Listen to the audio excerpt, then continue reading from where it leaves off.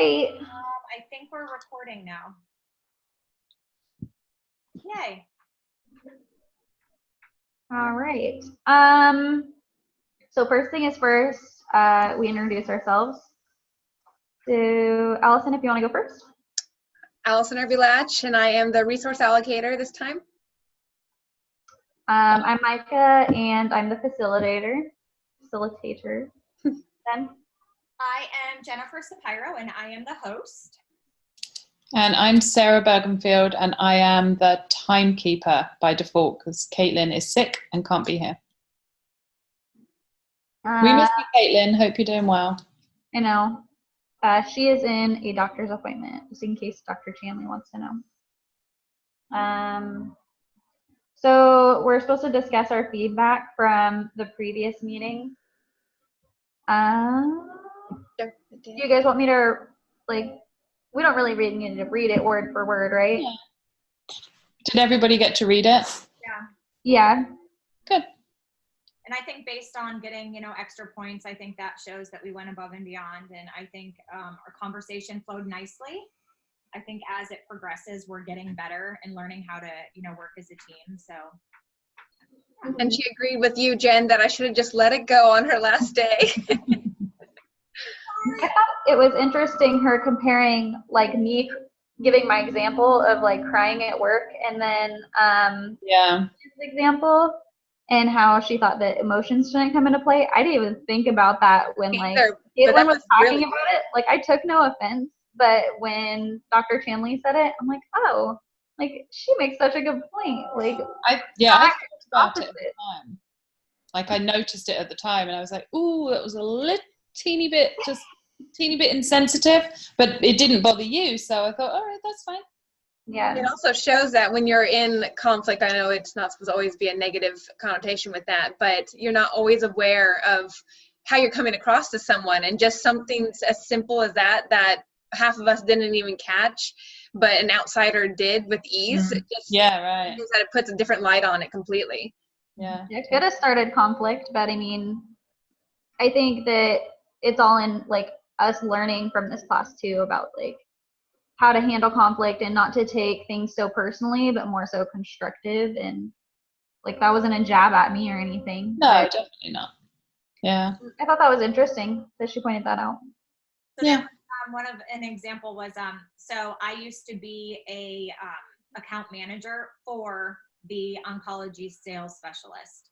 And I remember sitting in meetings with her as she was discussing with the doctors, there are certain things we can talk about on label, off label of our products. And I remember listening to her being like, oh my gosh, why doesn't she say this? Why is she not saying this? When you're sitting back and listening to someone, you're internalizing everything that person says and kind of putting yourself in their shoes. And now I'm in her role and I'm like, oh my gosh, why didn't I say that? I could have said this better. I didn't, like, when you're speaking, sometimes you don't have enough time to really think things through. So it's taught me to kind of slow down and take a step back. And no one really minds, really, if you say, listen, I need a minute to compose my thoughts and then I'll get back to you, rather than we're in such a hurry to try and solve everything right away. But I think maybe taking a step back, really making sure that you have a sound decision and feel confident with, how you're going to portray something, and then moving forward. And I know that's something I've tried to work on, even in life in general. Yeah, I agree. I already failed as a facilitator. I skipped over the joke of the day. Okay. Joke. Micah. Allison, you want to go first? Sure. I couldn't figure out how to work my seatbelt, but then it clicked. Mine was, what's a pirate's favorite letter in alphabet? I. R. Any guesses, Sarah? No. God, that's terrible. I didn't guess it, so I thought, like, okay, that's a good one. Hold on, I'm switching my answer. Jen? Sorry, I didn't even hear the answer to yours because my internet connection. Something happened to it. What was the answer? The sea. The sea. Oh, captain. Or a pirate. The sea. The sea. Like sea as in the alphabet. Ocean. Sea as in like the ocean. Oh, got it. I was thinking, right? You know, like eye patch or something. I don't know. What do you call an alligator detective? Oh. I heard this one just the other day. Wait. I don't know. An investigator. Oh. A what? An investigator, like an alligator. Oh, I like that. That's good. All right, mine's a really terrible joke. This is my husband's joke. What has 4 legs and chases cats? A dog. Cat. 4 legs and chases cats? Mm-hmm. Shadow. I don't know. Mrs. Katz and her lawyer. Wait, what? I don't get that one. Katz is his name. What has 4 legs and chases cats? Mrs. Katz and her lawyer. Oh. It's a divorce joke. It's a terrible divorce joke.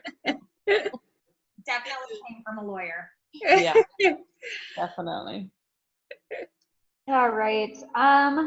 Well, we did the review discussion, so now we'll discuss who is prepared, like what you guys have watched and read. Everything. Everything.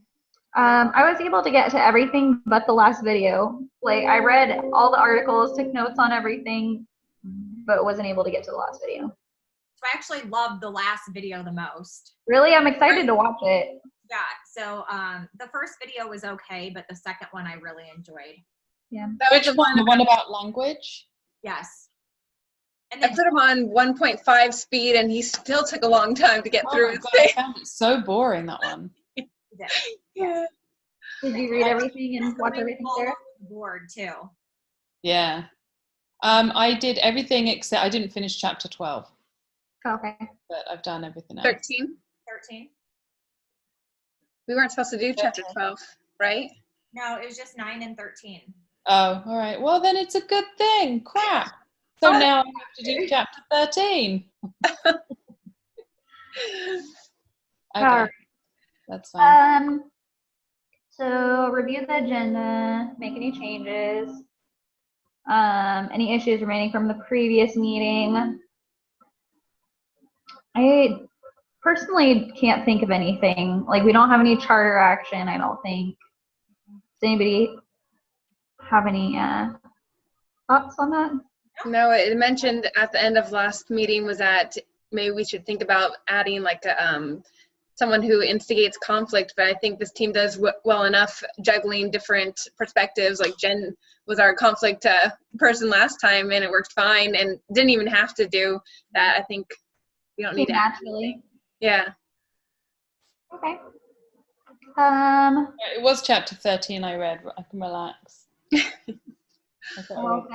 I didn't. I'm You're just like, oh, now I have a whole chapter to read. yeah. Damn.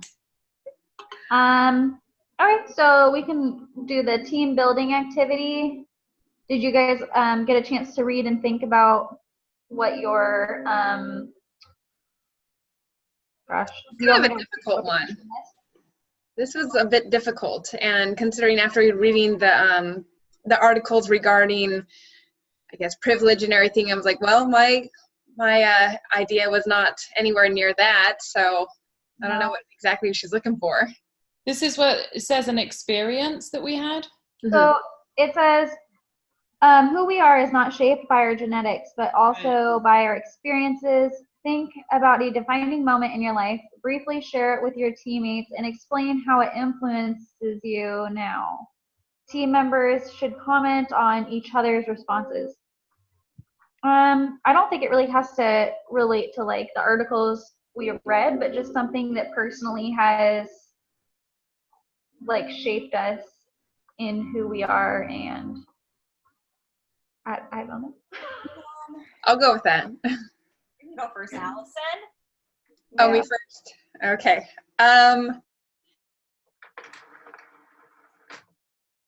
So So the only one I could live, I was in the McDonald's with my family, and I was doing that game that children do that are really annoying, where they go, "Hey, Dad, guess what?" And he goes, "What?" And you're like, "Nothing." And then like, "Hey, Dad, guess what? Get what?" Nothing. So I think I was on my 4th time of doing that, and then he said, "Allison, I can't trust you anymore. You know, I'm not going to answer you. You've broken my trust because every time I ask you what, you know, you don't have an answer or you're just lying." So that stuck in my brain, that my little 5-year-old brain, that you can break trust very easily. And so it's stuck with me that when I say something, I try my hardest to keep with it or give an explanation exactly of why I won't do that. And I've always been that, probably what makes me hyper aware of everything else that's around me. So yeah, that was my defining moment. That's intense. Awesome. It's intense, but I think like that's kind of cool though that you remember something from your childhood that stuck with you so much, and it was supposed to be a learning experience from your dad. So that's amazing. Wow. Even that you can remember and that you were impacted by that. You're very mature. I just have a lot of kind of bad experiences sometimes, but most of them are good. Wow. That's great. yeah. I would say my experience would be my stepdad, like as a whole. My mom got married to him and then they're already divorced, but he kind of like adopted me. So he's my mom met him. He's handicapped. He's paralyzed from the waist down, and he really like changed how I see things, because from a young age, like I was able to see disability and I learned how to handle that. And then I think the biggest thing he taught me was like, even after the divorce, he still loved me and he stayed in my life. And it taught me how to love, but like that you don't necessarily have to be family in order to have that strong connection with people and to show them that you care. Like it just takes your actions, like in order to do that. Wow. Not words, but actions. I always wondered about those who've gotten in divorce or have remarried and then they divorce again, how close they stay with the original children, because it seems like once you break that tie and you go on to have another life, then the old life kind of gets pushed aside. So it's great to hear that, you know, he made the effort and you guys still have that really close bond. Yeah. Well, my mom's been married and divorced 5 times, so he's the only one that's really stuck around, which is amazing that at least one of them, you know, chose to raise me. So that's good. Sounds like an impressive guy. Wonderful, Micah. Huh? I said you turned out just wonderful. Thanks. Yes, you did. Now let me ask you this. So do you think that having your mom that's been married 5 times, do you find that you may have trust issues now with men, or has your perspective of a relationship changed? My perspective of a relationship has changed. I was with my husband for 4 years before we actually got married.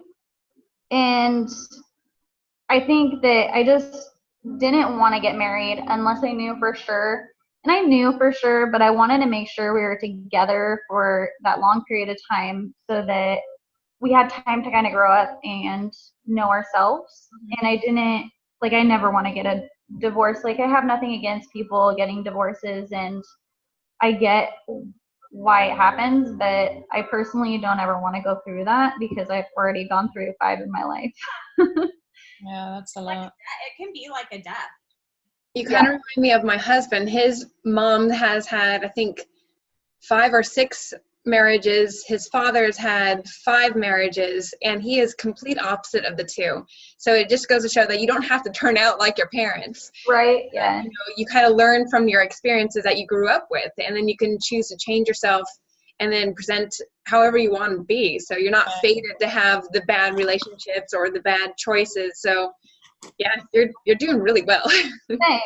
Yeah, I mean, I think it's important to grow from other people's like experiences than to let them negatively affect you.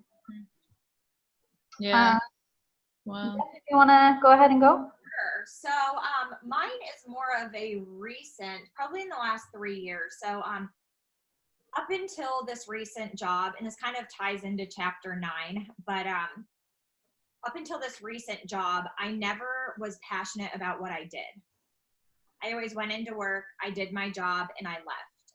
I woke up every day complaining, you know, and until I found this job and saw the cancer patient sitting in the waiting room, getting chemotherapy, going through radiation, it really changed my perspective on life and really made me appreciate life a lot more. I remember going into one of my breast cancer clinics. This was probably about 2 months ago. And, you know, I had my hair down and curled, and I had my outfit on and, you know, heels. And I was sitting in the lobby, and this lady had her little hair, you know, her little hair warmer on. Yeah. And, you know, she was very, very, very sick. And she looked up and she said, "Honey, I just want to tell you, you have the most beautiful hair. You are so beautiful." And to me, like, I wanted to start crying, which I couldn't. But just that, you know, she was going through such a rough time in her life and probably wasn't going to make it out. And she was just so kind and caring. And it really struck a chord with me, and it does every day. So, you know, finding a passion in what you do really does matter. So that's changed my life and my perspective of, you know, sometimes I'll complain, "Oh my gosh, I didn't get laundry done," or, "Oh, I didn't get this done," or, "Oh, you know, I've gained 5 pounds." And it's like, there are so many people out there that are dying that would love to be in your position. So it's just kind of taking a step back and appreciating life and what you have instead of what you want. Right. That's great, Jen. And also in your example, the fact that she was going through all that and can still find it in herself to compliment someone else, where I would be jealous that, you know, I wasn't able to look like that, or I'm going through all this, and here this person is healthy and happy, and it shows a lot of character and strength in that one person. You know what? Out of being in this job for 2 years, I've always thought, like, if something happened to me, how bitter I would be. Like, why me? Right? Why me? Why am I going through this? Every patient I meet is so grateful. They're so kind and just look at life with, you know, just rays of sunshine, really. So that has really, that surprised me, because you know, getting there, you know, getting chemo and barfing in bags, I mean, it would be so easy to get down on life, and they keep pushing forward. Yeah, I think that's amazing. I think it's great to, I mean, sometimes we get so caught up in our own lives. It's important to remember, like, all of our blessings rather than focusing on the hardships we might be going through, because, I mean, no matter what you're going through, you always have blessings, and you have to count even the smallest of ones.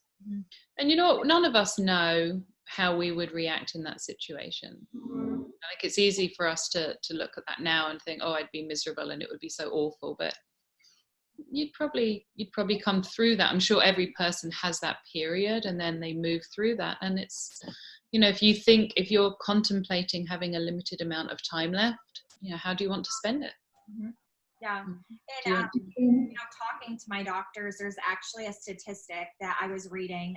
I read a lot of medical journals and articles, and most patients that go through with chemo or radiation, they do it not for themselves, but for their family members. Wow. I can see that, though. Yeah. Because I wouldn't really want to choose to be sick every day. Well, I mean, I've done a lot of that, but yeah, you do the painful things for your family to keep going.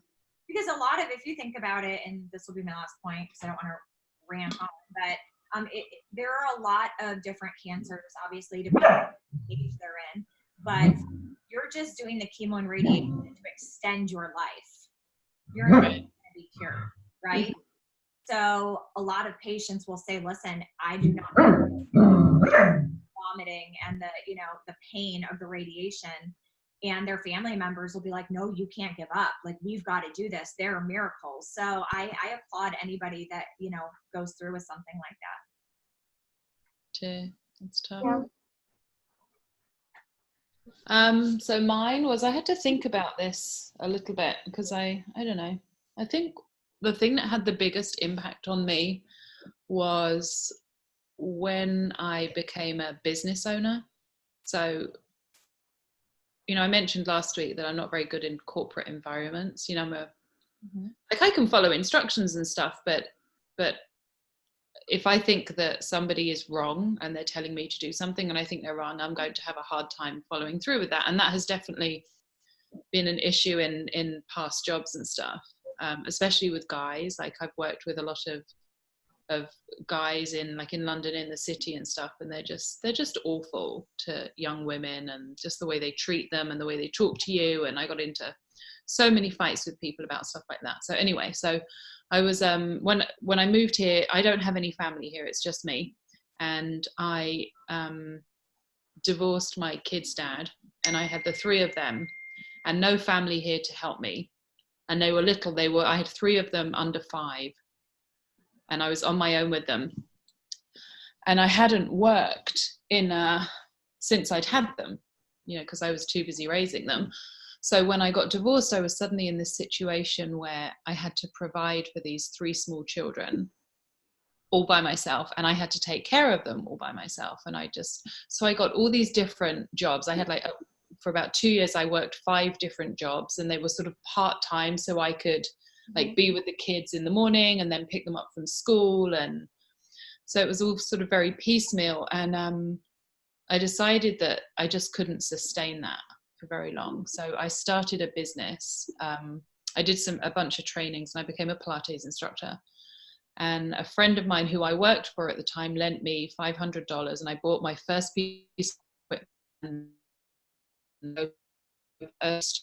And the idea was that if I was self-employed, that I would have complete say over my hours, that if my children needed to be home sick from school, I could take care of them. And it became like very much a family-oriented business. Like they helped me paint the walls, and it was really great. And all the clients that came in knew all of the kids, and the teachers from their school would come to the studio. And so it was really nice. And I had the business for 10 years, and it was great, and I loved it. And I think that taught me more about myself than anything else. Just the fact that I was able to sort of pull all these resources together that really out of nowhere, but you know, when you're faced with situations where you don't have a choice, somehow you manage to do it anyway, right? Because if the alternative is starving and you have, then you have to figure out how you're going to do it. And I will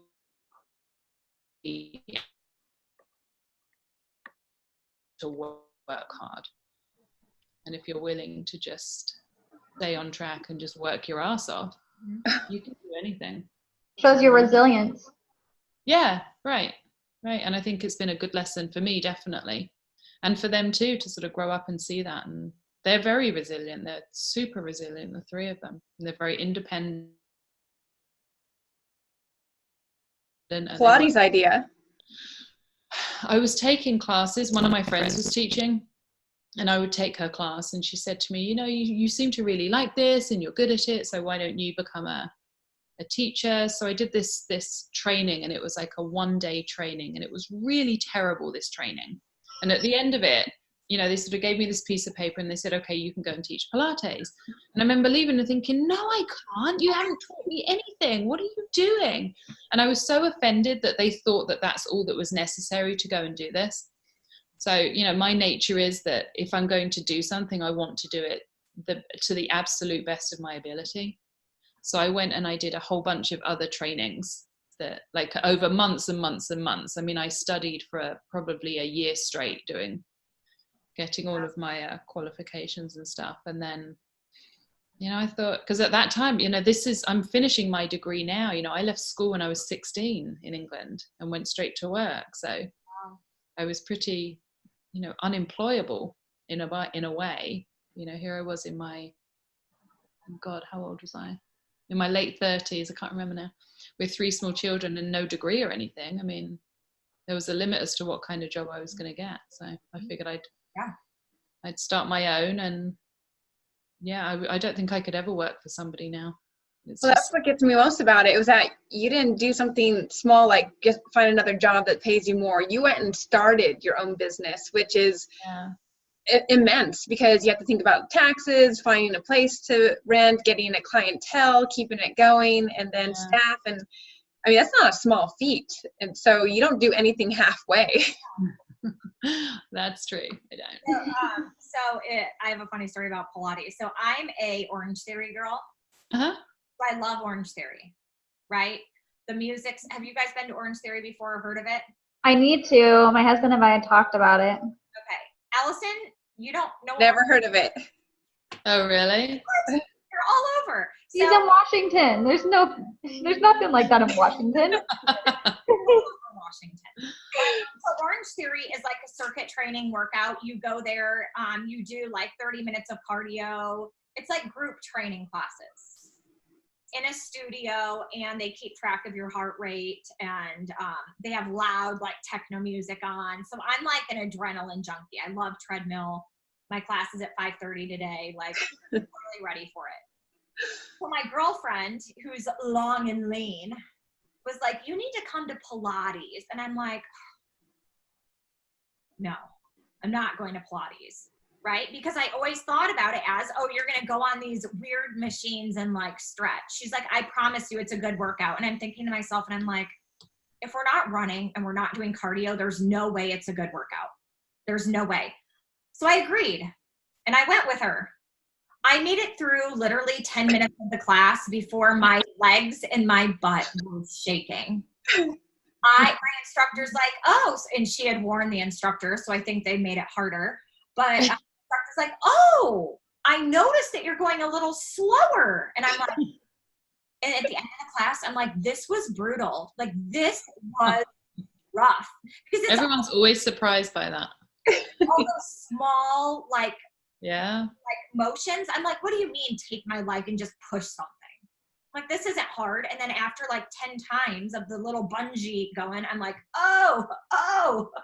I'm like, I felt sore in places I just didn't even know could get sore, but it was fantastic. So needless to say, I have a Pilates membership as well. Oh, good. That's great. So it's another form that, you know, the stretching and stuff I think is great. So great for your Pilates. Great. Now I want to go work out, guys. I've never done Pilates, but now I want to go to a class. It's fun. You should do it. It's great for your abs. I've always associated like working out is sweating, right? Mm-hmm. And for me, sweating was like running. I'm a runner. But the Pilates, like, I was sweating. And I kept track of my heart rate. And even without doing like a massive cardio, my heart was like pitter-pattering.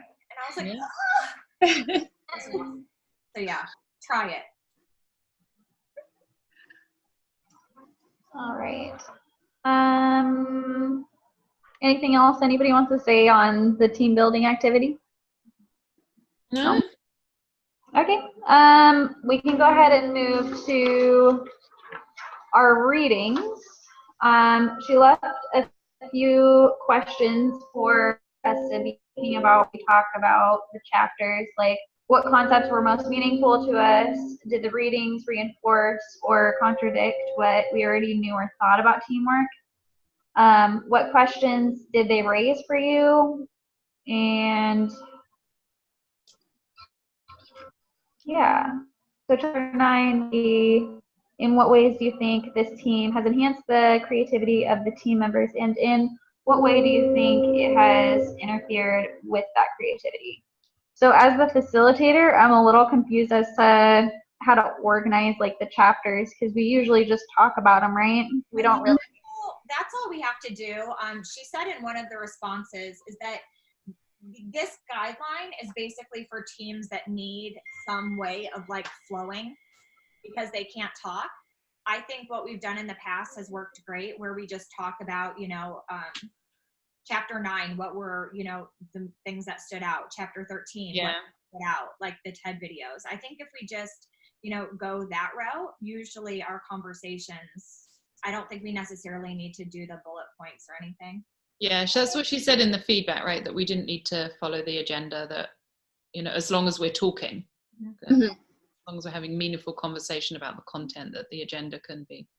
That's fine. Everyone got the message from Caitlin just now that so I'm just gonna read it summarize it so Dr. Chanley knows why Caitlin wasn't here. She had to get fluids pumped in because she was severely dehydrated because she was sick so many times today, and then she'll be fed and then home, free to go home. So that's why she wasn't here at our meeting. That's scary. We all understand. Yeah.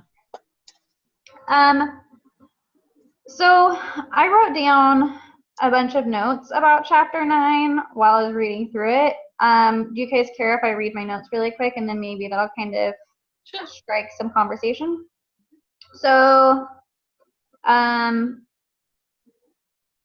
I found it interesting about convergent and divergent thinking. Convergent thinking is where it involved a single answer where you're zeroing in on one problem, whereas divergent thinking was talking about the bigger picture and multiple ways of solving the problem. Which divergent thinking also has a version called Zhechuan. Do you guys know how that was pronounced? Januzian thinking. I'm guessing at the pronunciation, but that's about being able to understand the conflicting ideas and paradoxes. Yeah, exactly. Which that reminded me of our class, the Aikido response. And the response reflects on being centered, welcoming energy, blending, and leading. So I found it interesting how like the divergent thinking and that class really kind of corresponded together, because it just like you're learning how to remain calm in a conflict like that and like welcome their thoughts and try to see from their perspective rather than seeing from your own perspective. Mm-hmm. Yeah, I have more notes, but let's someone else say something. Well, I like that you brought up the Januzian thinking. That was one of the points I put down as what were the concepts most meaningful to you, because it's saying it's the ability to cope with and welcome conflicting ideas, paradoxes, ambiguity, and doubt. And that's not a natural state for me. I really like things step by step and show me the facts and I'll show you the facts and all that kind of thing. So being able to adjust to being able to welcome, conflicting ideas to help you think about new ways to approach something is something I will like to include in my way of dealing with things. Mm-hmm. So I didn't know that there was an actual term for it. So now I don't have to say, I like conflicting ideas. Tell me more. So I want to work on my Januzian thinking. Yeah, I think it's important to be open in any situation like that, is that you want, when you're problem solving in particular, you want like the flow of information to be going, it's like almost on like an infinity loop. Mm-hmm. And it loops in and then it loops back out and then it loops in, and each time it goes out it picks up what everybody else is saying, even if it's in disagreement with what you're saying.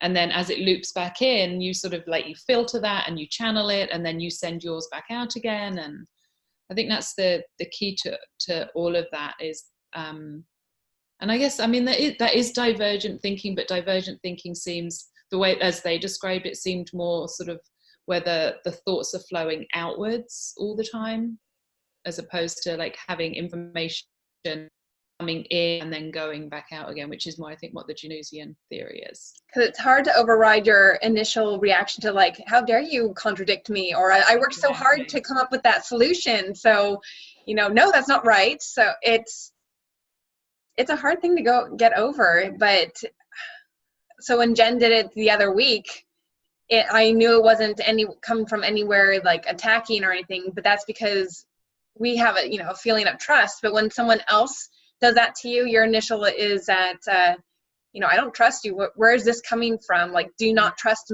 what I'm thinking? So, yeah. Go ahead. Sorry, Jen. Also, all goes back to listening. Yeah. So unless you're listening, you're not really able to give an opinion or work as a team. So what I have learned throughout the duration of this class is how much listening is important.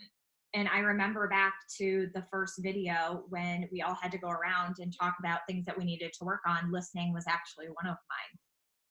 So, you know, I think that if you're not a good listener, you're kind of zoning people out and you're not being a real team member. Which brings me in chapter 9. I love the part where they talked about the most creative teams were the ones that utilized team knowledge, not just individual knowledge. And then creative breakthroughs often result from intense team collaborations. That was something that I don't think it was necessarily something that I didn't believe, because I work in teams and I think we get a lot of results better in teams than you would do working individually. And then Teresa Ambile, I think her name was, she said the most important aspect of creativity is loving what you do. And I could not agree with that more. Yeah, that ties in perfectly with what you said. Yeah. So for the younger, you know, Micah, and Caitlin's not here, if you don't want to work at Starbucks forever, find a career that you love. Most people follow the money. Do not follow the money because you will not be happy. Find something you love, because if you don't love it, you are not going to be successful at it. You're not going to be creative. You're not going to be passionate. And that's why I think that I've been able to be so successful in my current career, is because I'm so passionate about it that I'm creative in my messages. And, you know, so find something you love. Yeah. I agree. Just a comment. I don't think Starbucks is nearly following the money, but I get what you're saying. I just had to make that following the benefits. Yes. That's why I've stayed with it for so long. It has good benefits, but it's definitely not something, well, I'm being recorded, so yay, Starbucks. And we're on YouTube. Yeah, that's true. It's true. We're gonna come get you. I hear a lot of, so I originally, when I went to ASU, I went to be a teacher. My passion is children. And I did not follow through with it because there was no way in Arizona that I could live off of $30,000 a year. Or I couldn't see myself living off of that. And being single and, you know, it just didn't fit into what I wanted to do. So I didn't do it.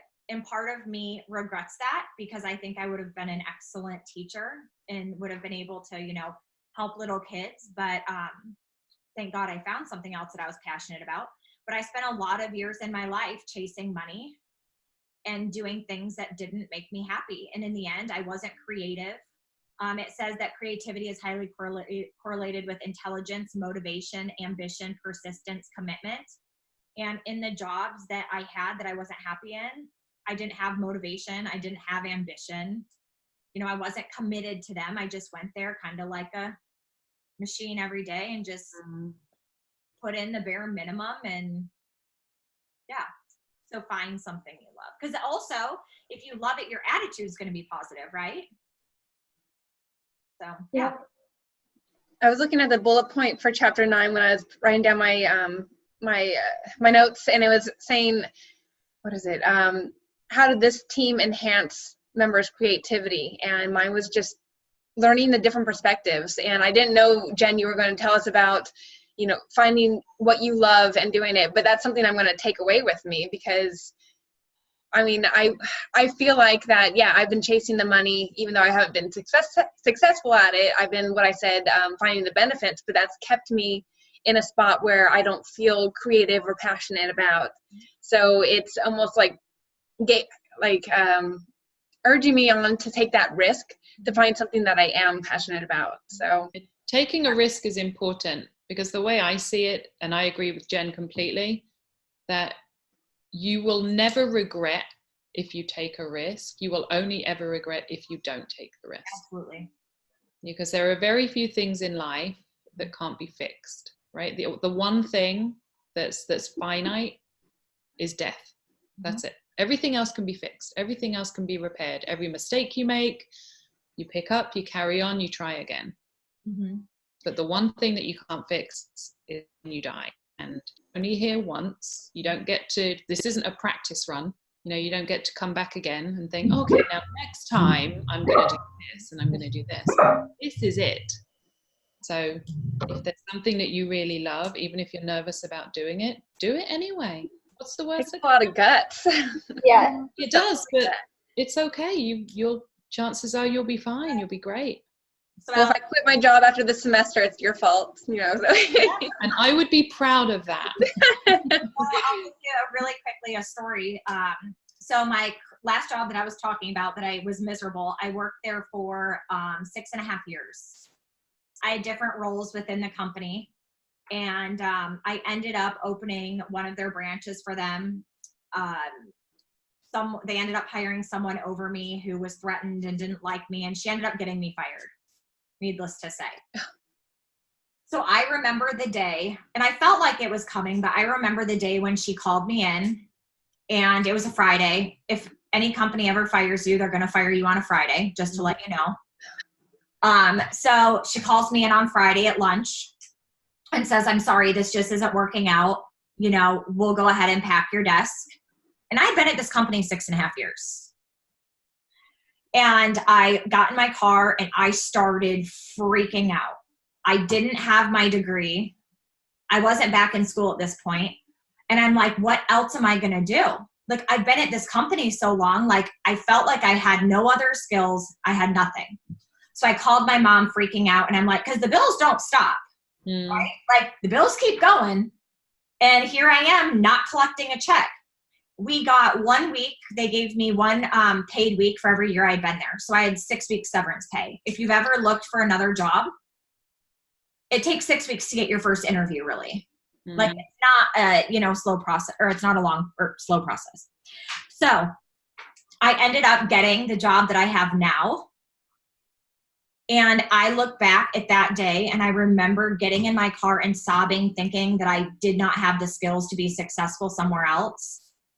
And I'm like, how dare I let myself think that? How dare did I stay at a company for so long? Thank gosh that happened. Like God, I feel, had that lady hired to let me move on to bigger and better.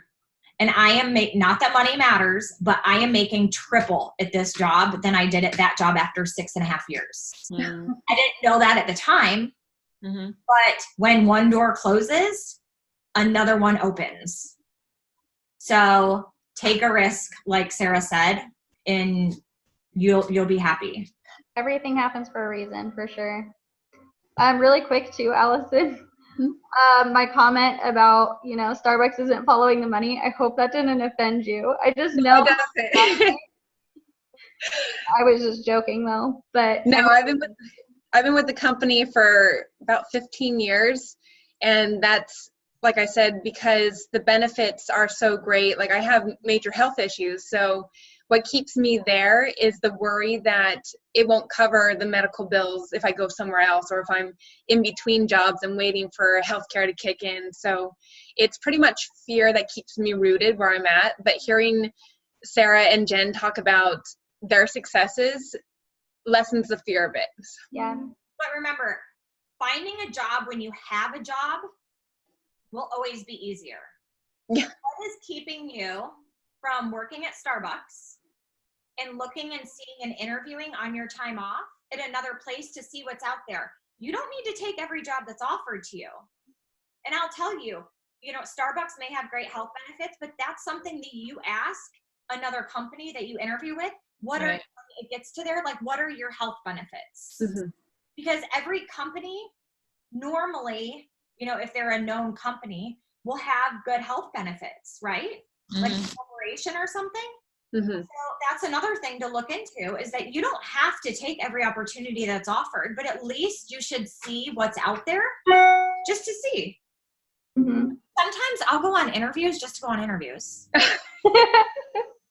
Just to see if you get hired, and then they're like, yeah, we want you in. You're like, oh, I just wanted the confidence boost. Yeah. It's not that. You never know what's out there if there's something better. No, I feel you. Right? Just to let you know, we're at 45 minutes. Okay. Okay, I want to say something really quick about this chapter. I really related to the Osborne's rule. I think I said that right. About the brainstorming and cognitive simulation, because I feel like that's exactly what our team does. Like even right now, when one person talks about their ideas and experiences, we all are able to like chime in and expand on what the other person is saying. And I read that and I was like, oh my gosh, we do that so naturally. I just thought that was kind of cool. So on yours, so his rules were specific and simple. So number 1, criticism is ruled out. Freewheeling is welcome. Quantity is desired, and combination and improvement of ideas are encouraged. So that was a point that I also wrote down. Yeah. To govern the conduct of brainstorming, the rules. Do we want to move on to talking about chapter 13? Yeah. This one was kind of, this one was a lot different for me because I grew up in a small town in Michigan and I wasn't really around a lot of different ethnic backgrounds. So this chapter really, was a lot different. I found it interesting that the most collectivist high power countries were Guatemala, Panama, Ecuador, and the most individualistic, which I'm not surprised, low power distance countries were Great Britain, United States, and Australia. So what they meant by that, and there was actually a graph in the chapter, is just basically, we're more, I think the way that I see it is more like all about the individual, right? It's me, I. Definitely. So it said, hold on, sorry. Oh, for people in collectivist culture, so that would be, the Guatemala, Panama, they focus on the social group or unit. And then for the individualist cultures, they're most likely to use I, me, and mine. Right, and it's about individual success. Yeah. As opposed to collective success of a community or a country. So I found that part really interesting. Yeah, this country is definitely that way. That took me a little getting used to, because England's like that too, but England is a bit more socialist. We have a socialized healthcare system, education is free. I mean, even now, like all our universities, regardless of how good the university is, the price is set by the government. So that you're never going to have a school like Oxford Oxford and Cambridge are our best schools, right? They're the same price as the bad schools. So they try and set it up so that it's much more fair for the country.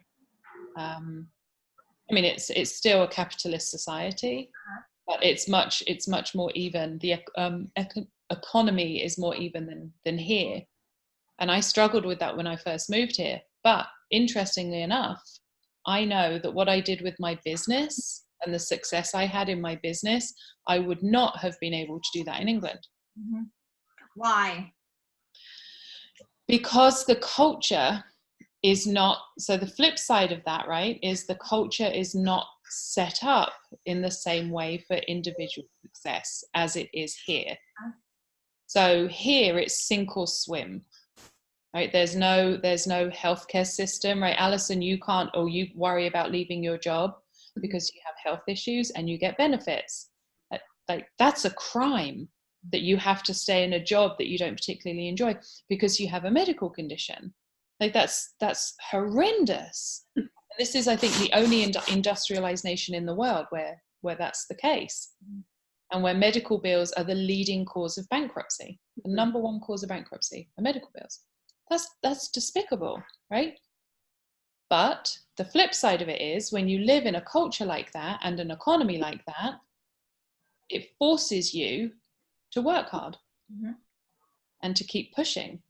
And that's the difference in England. So England has a very good social safety net that you can get into the welfare system in England, and they'll pay you enough money that you it's actually better to not work than to work. And there are people, my mother was one of them. My mother never worked, ever. She stayed in the welfare system her whole life. So the life that she have. She was, we grew up very poor. We often had our electricity cut off. We were food insecure and it was miserable, but she just, they paid her the rent on our house and she got money, a subsidy each week. And that was just easier for her than it was to go out and go to work every day. And I think that was one of the driving forces behind how I reacted when I was a single parent, because at one point I did get an application for food stamps. And I remember sitting at my kitchen table and just looking at this application and thinking, if I fill out this application, like that's it. This is a defining moment in my life. And the chances are I'll stay in the system in that way. And I just ripped it up and threw it out and then just. I'm so proud of you. I just wasn't going to go that route. So, the two cultures, the privilege and the not privilege. I mean, that's sort of more economic privilege, but it's, there's pluses and minuses to both. Like, I'd love for you to be able to leave your job, Alison, and work wherever you want. You should have that freedom. And in England, you would have that freedom. Well, now I should move. On the flip side, because I'm in healthcare. In England, and I have a family member that lives over there right now, so Sarah, you'll be able to tell me if I'm correct or not. Mm-hmm. She has a thyroid issue. For her to get an appointment and get medication, she had to wait 6 months to see a doctor. That's common. So when you wait 6 months to see a doctor, you can only see that doctor for one issue. Like when I go to my doctor, I'll sit there and be like, well, I sometimes have migraines and then sometimes I'm just like depressed. And I'm like flashy light syndrome. You literally have 10 minutes. What is your issue? What are you here to see me? And she waited 6 months. Mm. So Yeah. there is Like that. side, when it comes to the social health care, I think it sounds good to people who don't really look into it and what that means. Or they're generally healthy and they haven't had to deal with all this. But I would still take that over somebody else not having healthcare. Yeah. Or somebody losing their house because they got sick and they can't afford their medication. I would happily wait 6 months for my appointment if it meant that somebody else was able to, to get their medicine or to stay in their house because they didn't have a bill that took them into bankruptcy. So and you know what? That is, I think, a significant similarity to the iceberg model. So thanks, Sarah. You're welcome. Actually talks about, so the iceberg model of culture is when we meet someone from a different culture, we don't see their values, beliefs, assumptions, rather we see their behavior and appearance. Mm. So Sarah, you're from quite a different culture, I believe. Mm-hmm. Yeah, it's very different. Mm-hmm. But So we share a language, so it's not recognized as being so different. But. yeah. Well, and just also, until you told us about your defining moment, and just this past couple of sentences, I had no idea the hardship that you had when you were growing up or taking care of your children. So the tip of the iceberg, we just see you as a happy, English, well-spoken, wine-drinking lady. So, we didn't know. Because I am. He was married to a lawyer. Yeah. So Right. I mean, I'm all of those things, because they fire you over this video, you can go to Sarah. Yeah, that's so true. We got you. We're all technically your lawyer. All of you. Kind of similar, but not so similar note. I thought it was interesting in the list of characteristics that culture is such a big one, and the fact that oftentimes when we stereotype people, we don't know like their norms, beliefs, and values. Mm-hmm. But we judge them on like their behaviors and appearance.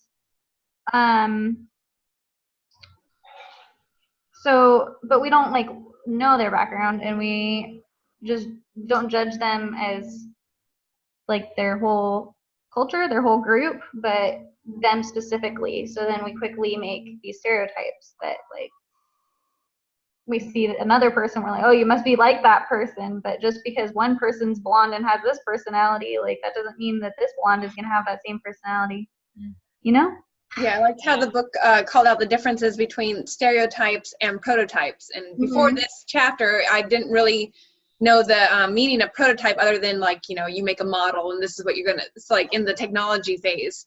So it was nice to see the difference and help you realize that not everyone, well, let's see. So my parents are conservative. And so growing up, you know, it was easy to stereotype because that's what they did as well. So learning that the distinction between not everyone being the same just because one person act that way, that they can actually be more like a different culture, even though I just liked how it stated it in the book. I felt like it really brought it to my attention because I didn't think that I really stereotype. Like if you would have asked me if I stereotype, I would have said no, never. But when like reading more into it, I was thinking about it. I'm like, I guess I do kind of on a unconscious level, I stereotype, and that's something to become cautious about and like make sure you're not doing that. And so everybody stereotypes. So there's a psychologist called I think it's Henry Tafgel, his name is, and he came up with a theory called identity theory. And identity theory is based on this idea that humans organize themselves around the principle of groups, right? So we have religion is a perfect example. It could be the football team you support. It could be you know, a political group, your culture. There's all kinds of groups, but the organizing principle for society, according to this guy, identity theory, is that each person needs to find a group within which to place themselves, because it stops us from feeling isolated. And that, you know, in and of itself, there's nothing wrong with that. And that stereotyping is something that we just do. We're supposed to stereotype, but it becomes a negative thing when you apply hatred to it, or you take your group and you apply status to your group. So your group is up here and the other person's group is down here. So then those natural processes are all out of whack. And then that's what causes the problems. But everybody stereotypes, and it's a really good thing to be conscious of.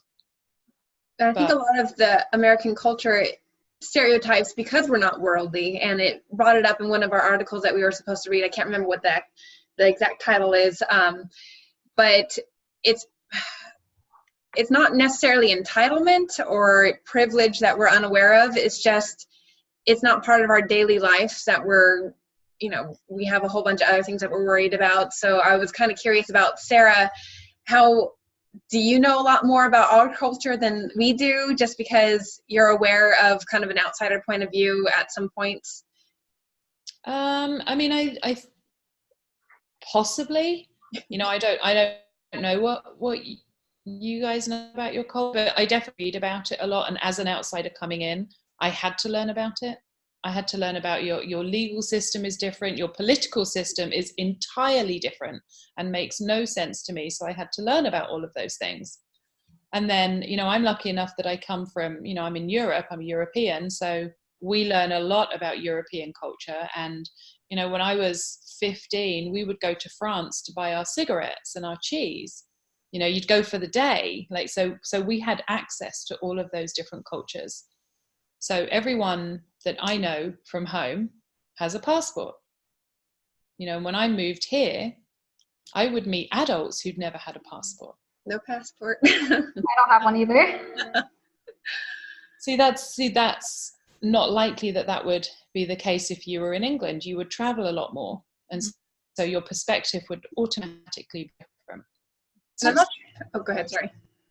I was just going to say, I'm not sure if I fully agree with it being called privilege. Maybe not, but I know it struck kind of a negative chord with me when I was reading a few of those articles, and like, I don't want to be seen as racist or, you know, giving, you know, I don't know, it's kind of a touchy subject, and I'm not sure how to approach it without offending.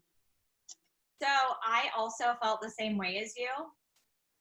And I feel like, you know, a lot of times I watch a lot of media and everything, and, you know, there's the, you know, African-American culture saying that, you know, I feel like sometimes they feel like they deserve something more because of the whole slavery thing. I'm trying to choose my words wisely. Yeah. I'll be honest, I'm sick of it. Like, I'm over it. I look at us all as humans. My father's a Jew, right? The Jews went through hell. I mean, there are a lot of people who have, gone through, hell. And I just, for some reason, it's like Black Lives Matter, like the movement, how they've come out and said Black Lives Matter. All lives matter. But that's not what they're saying, though. They're not saying that only Black Lives Matter. That's not what they're saying. The T-shirt doesn't say only Black Lives Matter. And the idea behind that is that I agree with you. My husband's Jewish, so yes, the Jews have suffered, but there's a massive difference between how Black people in this country are treated compared with like where I grew up.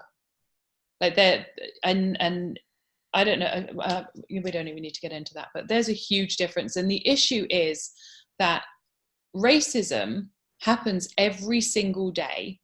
The average life expectancy of a young Black male, if you live in an inner city, their life expectancy is that you're going to be dead before you're 30.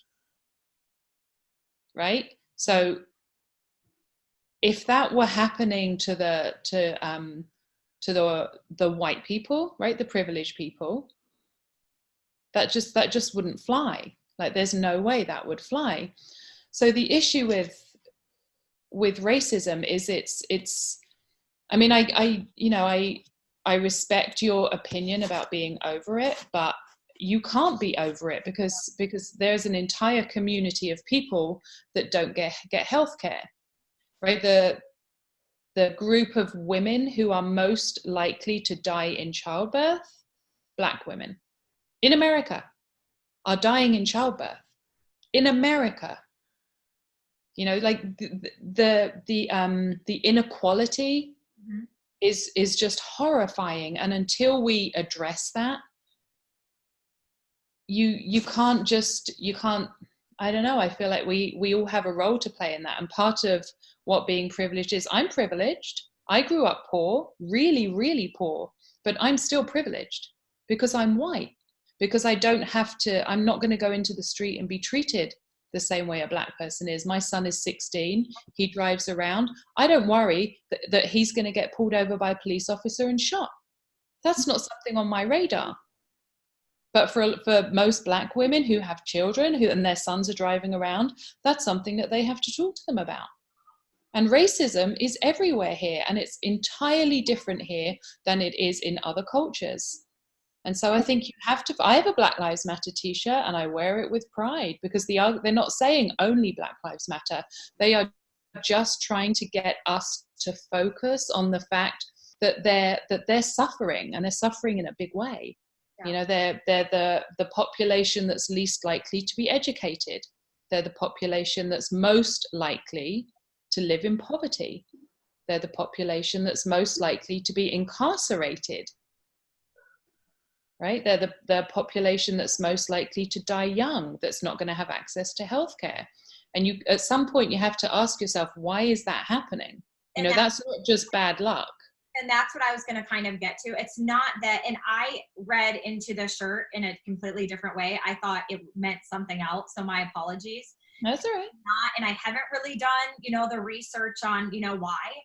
But, and maybe, heck, maybe I am white privileged, obviously, because I do look at, this differently. And maybe it's because I haven't really been around it. But do you think it's because, I get the inner city aspect. What do you think would solve it? Do you think more like government programs, or? No, I don't think that's the answer. I think the answer is people just need to stop hating on one another. And I agree with you, Sarah, because racism is absolutely everywhere. And the reason why I was having kind of a hard time of fully don't want to say buying into, just having trouble with the aspect of being privileged, because I grew up in the Bay Area, and I was the minority, and I've had racism against me, and I've had, when the article where she went to like 10 different things of what she had to experience growing up. Granted, they were not that severe or, you know, but there were little bits that I can recognize in my past that had kind of experience with that too, just from, you know, like I said, being part of the minority. But I don't know, I guess I still am privileged because I didn't fear being pulled over or shot. You know, I feared being pulled over for no, you know, reason because I was speeding, but I wasn't speeding, but that's a whole Bay Area thing. But yeah, it's I get where you're coming from. Privileged and not be a racist. Right. No, the two aren't tied together. Yeah. I think that's where like the big issue comes into a conversation like this. Like, we might not be racist, but there's plenty of other people out there that are racist. And when we think of privilege, we think of like racist. Like, are you stereotyping me as this white person that all of a sudden is privileged and racist and, you know, sees everybody in color? But I don't think that's the case when it talks about privilege. Like, it talks about benefits that we have ourselves that we might not see, that so many other people might not. Like, right. Not just white people or, you know, men are privileged. I mean, many other people have different privileges. Sure.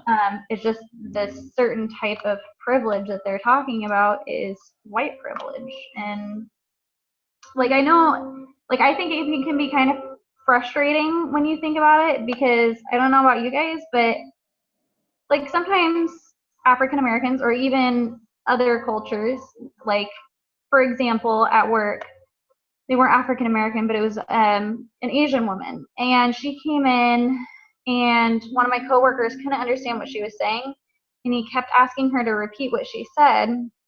And then she called our manager, and she was complaining about him, and she's like, he was just being, you know, racist towards me because I'm Asian and I'm military. And he replied with, well, I could say the same thing because I'm English, I'm gay, and my dad was in the military. So why are you stereotyping me and saying that I'm being racist against you?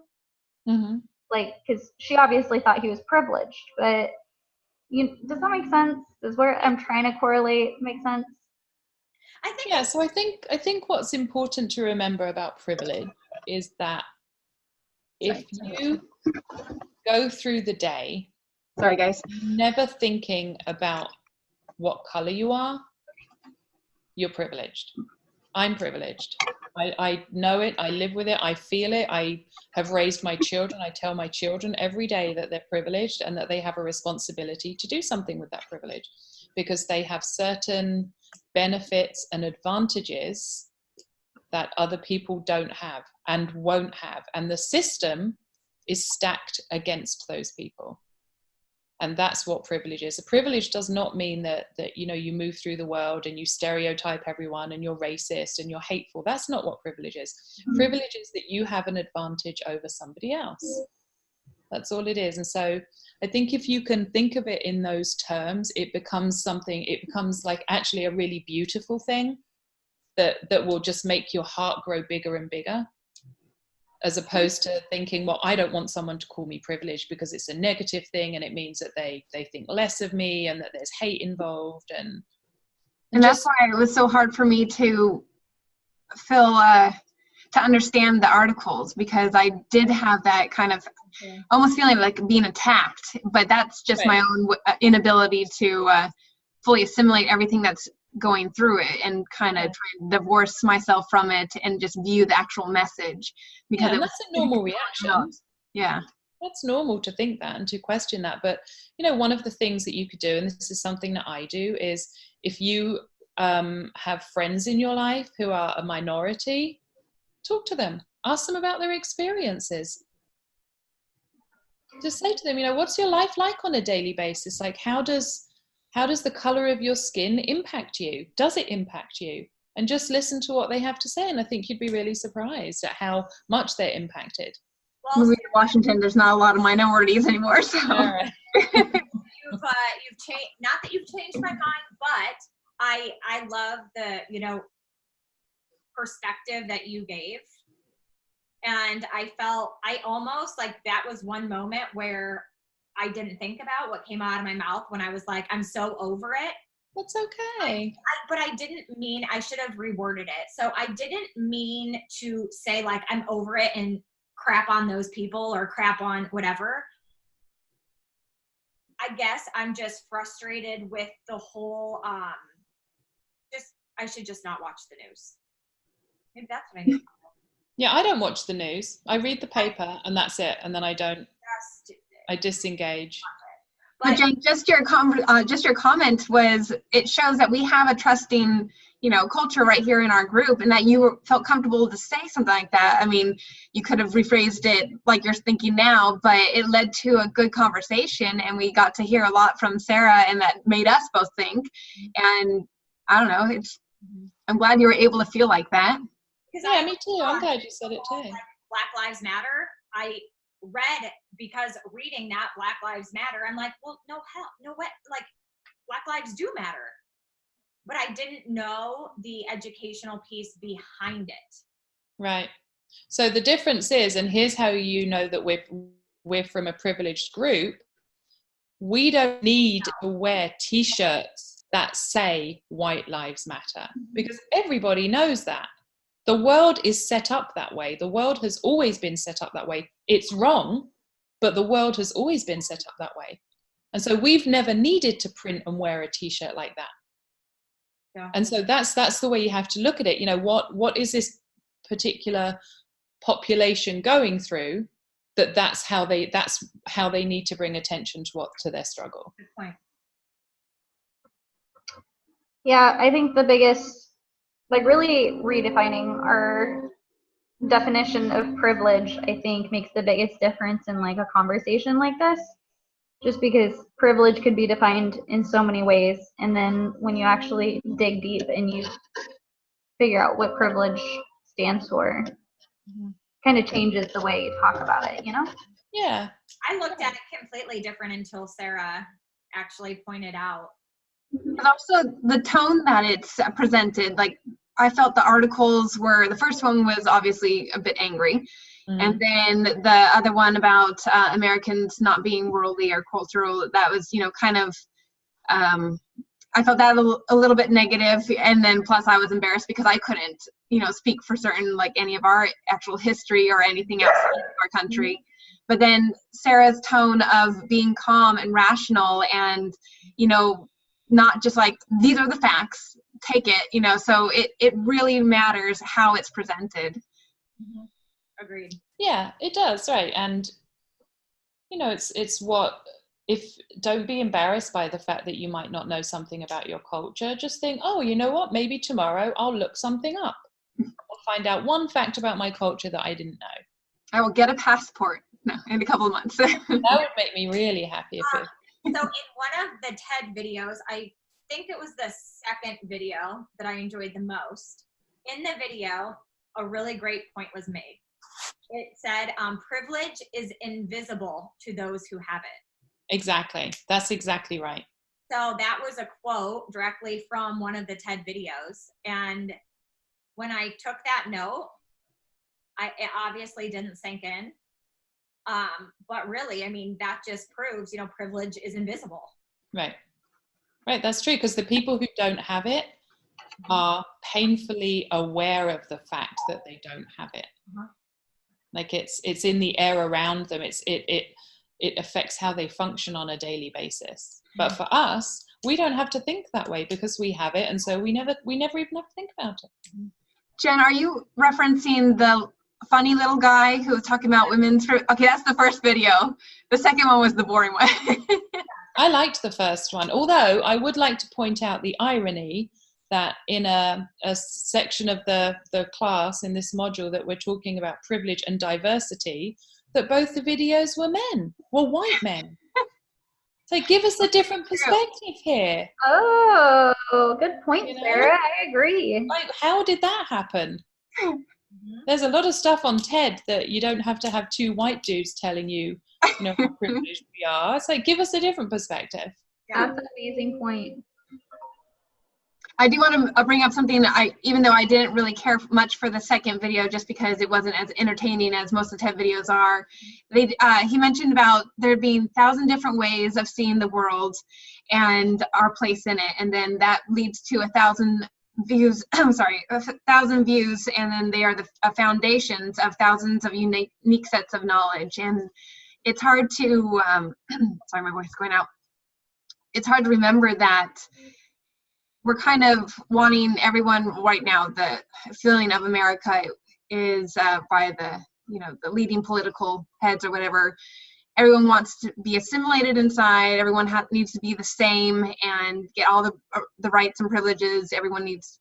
So it's a unique way of looking at things, and it makes you wonder what else you could have learned if you hadn't just glossed over it. Mm-hmm. Well, there's always time. So if you guys have time or need a class, right now I'm taking a class and it's justice studies and it's on immigration. Oh, nice. And it's actually been a really interesting, fantastic class. So for those who have more credits, it's immigration and justice. So we talk about that a lot. That was the one you said that you weren't quite sure what you're going to feel about it. Was that the one about Mexico a lot? Yeah. A lot has to do with and living in Arizona. We've got the border. So, yeah. So those are the families I work with legally. We represent those families. Okay.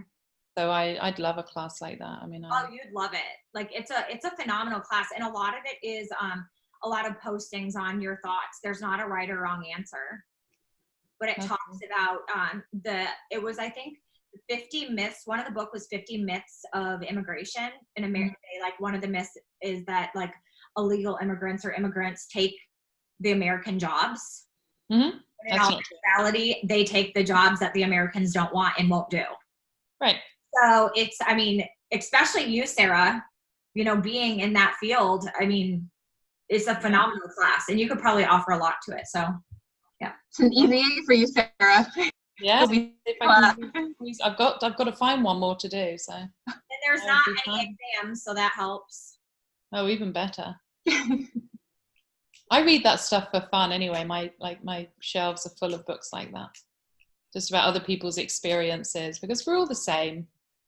In the heart of it, we're all the same, and we all deserve the same things, and everybody does. Everyone deserves a right to education and healthcare, and nobody should be shot by a police officer because they were in their car. Or, I mean, we're all the same. Everyone feels the same pain. Should we hit on because we've talked about. We're at an hour and 17 minutes, so we've been talking a lot. Should we talk really briefly about gender privileges? Because I know we talked about white, your culture, race, kind of a privilege, but we didn't hit on the. I haven't had much, at least in my life, and I sound like I'm coming from a castle or something, but I haven't had or seen anywhere where I felt like a man was privileged over me. And then come from Starbucks, where it's predominantly female. Well, at least my stores and all the area around here. Yeah, I don't feel it either. But you do see in the news, I read an article the other day where actors were getting paid a substantial amount more money doing the same role as a female was. Well, that happens in work too. I mean, the gender pay gap is real. Correct. And women earn 3/4 of what a man earns for the same job. But I also took a class on that. Did you take a class on that? No, it's just, again, it's my nighttime reading. So I took a class actually on gender, and I think it was business and organizations, and we talked about that. And one of the leading reasons for that is because a lot of women will, they'll work, then they'll take a leave to have children. Right. And they raise the children. They raise the children and then enter the workforce again, right? I think that's the leading cause of the pay gap, is child That's what they were stating in there, is that the leading cause is a lot of women do take time off to have a child. So, you're not going to come right back and get a raise or, things like that. Now, I will say that I see more men executives at my company than women. I don't think we actually have one woman executive. We don't. Right. So how do you explain that? And why is it that the woman has to take a career break to raise the child? You know, why can't the guy do it? And I just want to interject something really fast. Is talking about the pay differences, that when I took a break from Starbucks for about, I don't know, 6 months, probably 3 months, I think. And then I came up to Washington, and my manager said that he couldn't hire me at the wage I was being paid down in California. And I just like, okay, you know, that's just the way it is.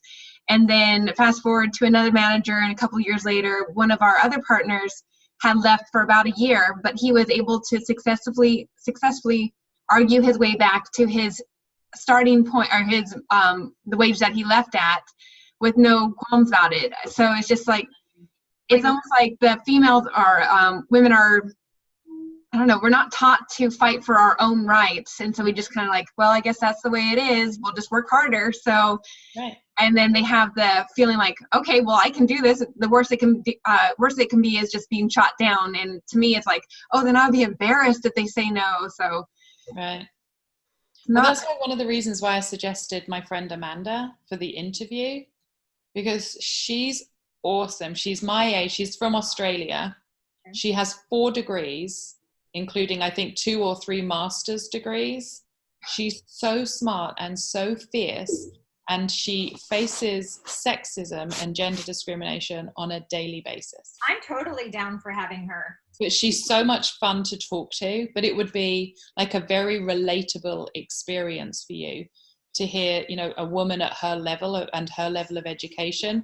She'll go in and she'll run a team meeting of 30 people and, you know, sales managers from all around the country, and she'll run it, and she's brilliant, you know, there's no doubt. And then at the end of it, like, some guy will say to her, "You look great today, Amanda." Like, that's the feedback she gets. Right? You look great today. Like, could you imagine if it was a male running the meeting, right? And the feedback he got was, "I love that suit on you." You know, it just wouldn't happen. No. It's crazy. So she might be in. I mean, we can talk when Caitlin's on tomorrow, but yeah. I think you'd all find her really interesting. She sounds awesome. She's funny too. She's a lunatic in a good way. She's my neighbor down the street. She's my running buddy. She's crazy. Not to deter what you were saying, Sarah, but there was an article that I really thought was interesting, and I actually kind of dug a little deeper to answer my own questions about it. And it was the great teams need social intelligence, equal participation, and more women. What I wrote about it was, I think this study was really interesting and important, although I do think that there are many men and women that are that have equal, like, social perceptions and teamwork skills. So I think there are many men who have great social skills. I'm not, like, zeroing them out. Yeah, but I also, like, there's a part of the brain that women maybe use more that allows them to become more in tune with those skills, which helps them create great teams. And after reading that, I decided to dig deeper, because I wanted to know if that was, like, true, if we really do use, like, parts of our brain that would allow us to be maybe better leaders or connect socially better. And I found on Columbia EDU that it shows men tend to use one side of their brain, which is usually the left, for verbal reasoning, as opposed to women, who tend to use both cerebral areas of visual, verbal, and emotional responses. So it, like, helped me kind of see more that there's, like, a physical structure that allows us to make those decisions and those connections with people, whereas a man might not be able to do easily. Yeah, that's really interesting. So what you're saying is that we use more of our brain, yet they think that we're using less than just the emotional side? Yeah, we're using more, plus what they're, like, we're using what they're using, plus more. We're factoring all parts of our brain. Yeah, that makes a lot of sense. Right?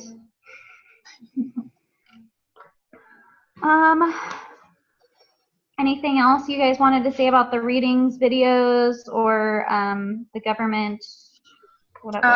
I wanted to just bring up a quick thing about the George Washington University websites about finding information on diversity. And before reading these and reading the book, to me, diversity was only race and religion, ethnicity, but it actually states that like age, attitudes, communication ability, critical thinking ability, learning styles, like there's a whole big list of what can actually be considered diversity. So when you're thinking about different teams and different people that you want on there, it didn't occur to me to look for someone who has those type of differences and what they can actually provide, beneficial to your group. Yeah, I agree. Especially in age, right? Think about how different the cultures are. Like the way that my parents, when I have conversations with them, their outlook on the world versus my outlook, completely different. Yeah. And how they're viewed too in society when you get older. Because I was looking at our group and like, well, there's not a whole bunch of diversity here. But then if you look at what considers diversity, like, okay, we hit a couple of those boxes. And I was looking at the other groups in the extra credit, and they're very, homogeneous of, group mixture culture, except for a couple of them. So it just kind of shows who is attracted to these type of courses. Well, I'll be honest. So when I was in my group, I knew that whoever had jumped into this team one, because I was like, okay, me too. Obviously these ones took it serious because they already picked their team, so they're going to be on it. So I'm not going to have to worry about them not showing up. So I'm going in this team. Right, we're a self-selecting group. And then I hate to admit this, but I was kind of happy that it was all women. Yeah, me too. I think it would have been a totally different dynamic if there was a dude in play. Sorry, my cat. Agreed. I mean, I wouldn't have hated it, and no hate to men, but I think it's nice. It's nice being able to relate and kind of have a similar perspective and similar view, I guess. I don't know. I just feel like I bond more with you guys than I would a man. Well, wait till you watch Team 3's video. And you'll see now, because that's a group that has two guys in it, and you can see the dynamic is totally different. Really? Yeah, it's really interesting to watch. Did you notice that, Alison? Yeah, I'm actually curious because I only got through for 5 minutes, so I'm gonna watch more. But it also seemed like they didn't adhere a lot to any type of rules, and I think that makes a big difference too. Because the guys don't seem rude or anything, but there was no structure. But sorry, we got off track. All right, we are at an hour and 28 minutes, so we should probably wrap it up. So we'll move on to number 9, which is our thoughts, comments, discussion points, which I think we kind of hit. Yeah? Okay. Questions for Dr. Chanley? Well, she'll be on our call tomorrow, so. Yeah. Did she give a definite? Huh? Did she say definitely she is going to be able to make her a meeting? She's going to try. I haven't really looked at I didn't see that she emailed me back, so I don't know. Okay. How did this meeting go? I think great. Great. I think we had our moment where there was some controversy and we talked about it. We talked through it. We had no,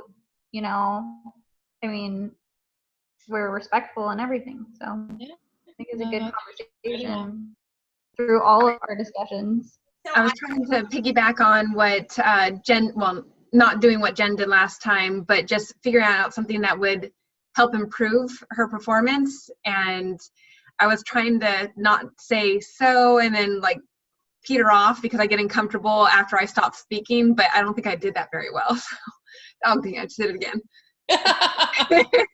I'll work on that next time. So all the other chapters that we've done up until now, it hasn't really been new knowledge. It all kind of, just kind of flowed and clicked. This chapter, especially chapter 13, I was uncomfortable with it.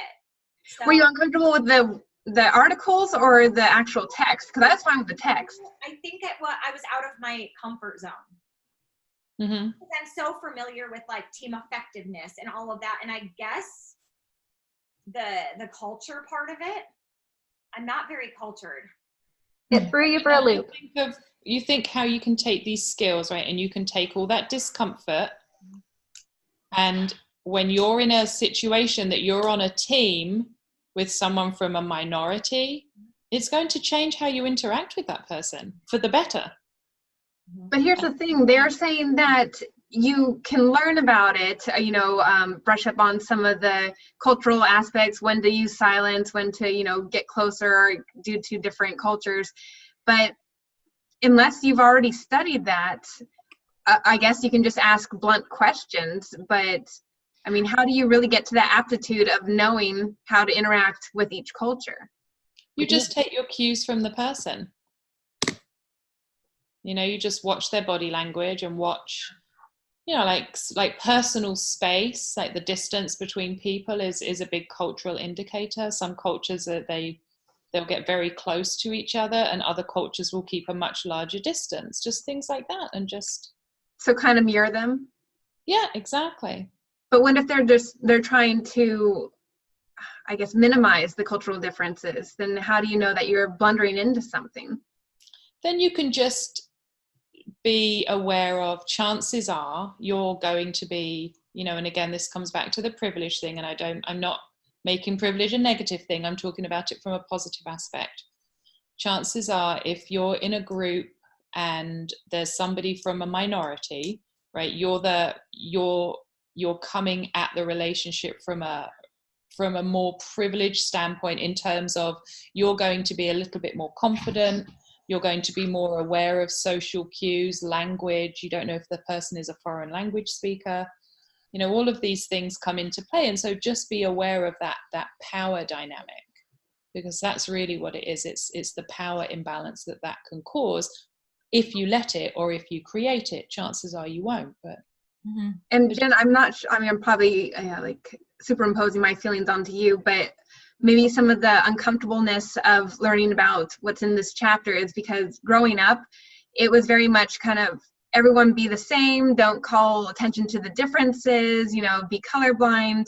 And now it seems very recently that was the wrong way to go about it. Everyone needs to be celebrated as unique. So it's trying to override the way we grew up.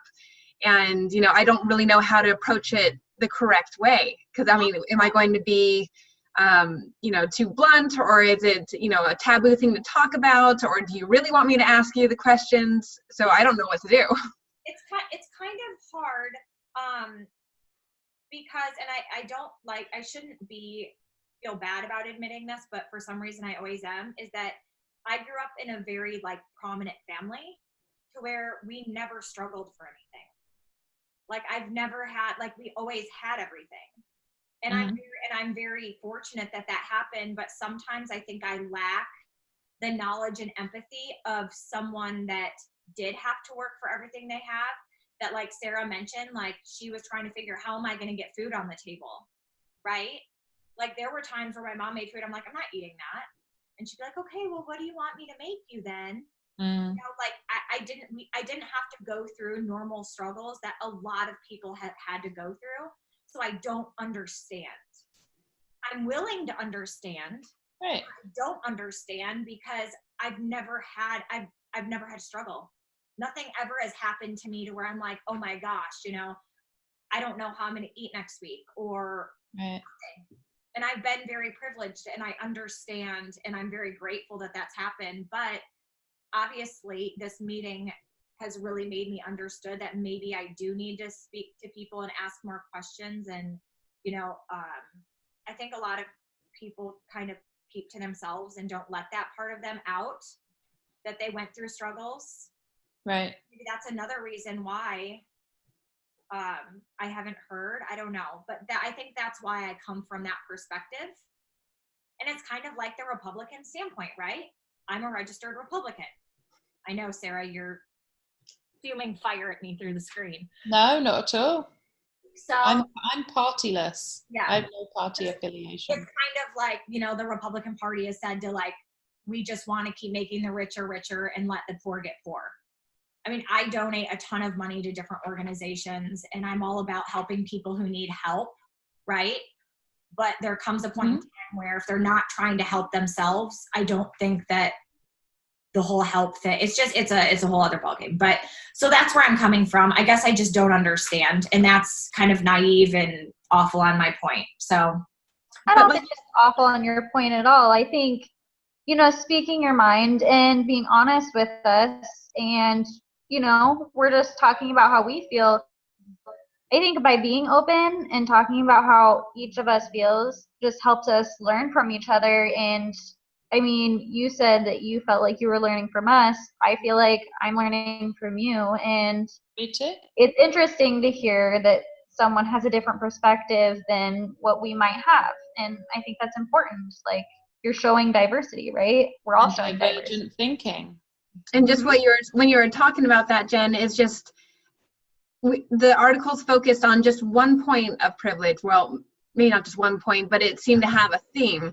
But when you're talking about, what Sarah had to go through, and then here I'm thinking, well, privilege can also be someone who's always been healthy and never had to worry about, the $9,000 for an infusion and all this other stuff. So it's like, privilege is everywhere, but it's not just to one spot. And, like just taking perspectives of others, then that really helps you understand, each other. Yeah. Mm.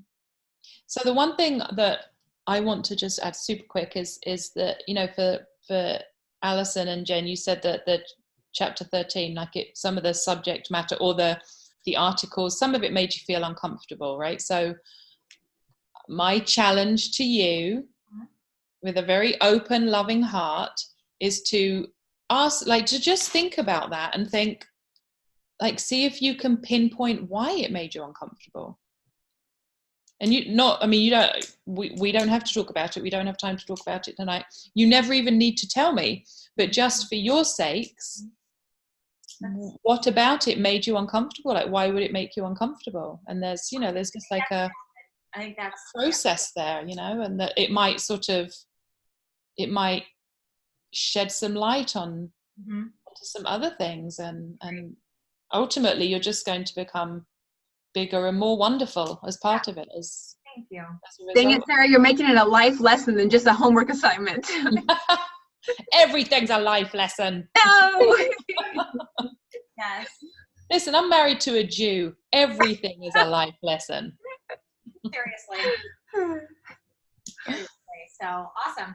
All right, so we have our team meeting tomorrow at 3:45. You guys got that link, right? Yep. Okay. Then we're just keeping our same roles, right? Yeah, sounds good. We don't have any changes we really need to make. No change of time or anything. No, everything's good. The only thing is review the instructions for tomorrow. Oh, you want me? Oh, yeah, review. Review the instructions for the next meeting. Yes, We have the agenda, right? The assignment agenda, and I have that. Yeah, right and here. I'm the submitter, so I'll do the Google Doc. Okay. Let me go ahead and go on to. I have it pulled up. I just need to click on it for the instructions.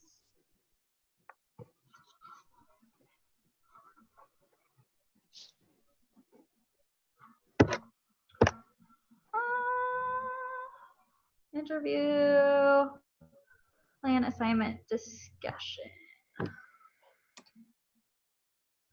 Okay, so basically we're going to be talking about, let me see, I'm just trying to figure out how to condense this. So we're going to prepare the interview guide, and then we're going to decide who to interview, what type of interview we want to do, what the purpose of it is going to be.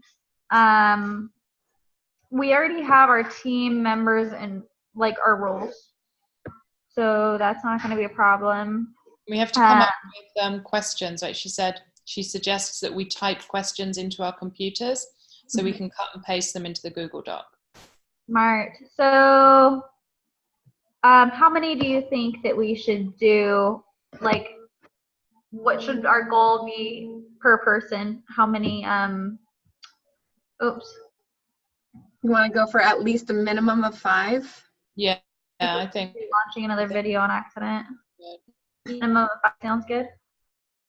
Yeah, and we may find that we have duplicates. You know, I'm sure we'll ask the same questions. Yeah. Yeah, it'd be fun. Yeah. Okay. So we already went over the preparation.